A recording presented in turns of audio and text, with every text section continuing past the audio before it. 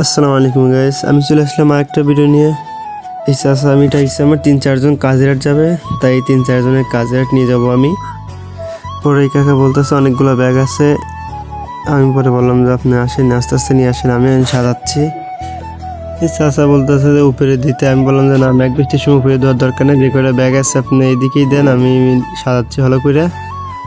দেখতেছি আপারাও চলে আসলো, তাই নিয়ে যাবো এখন ডাইরেক্ট কাজিরাট।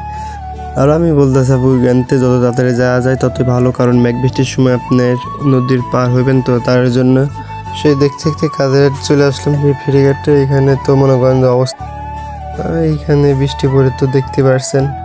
আর আপুদের এখানে নামা দেবো, আর নামা দিয়ে রানিং চলে যেতে হবে, কারণ ওই সাইডে একটা লঞ্চ আসছে তার জন্য।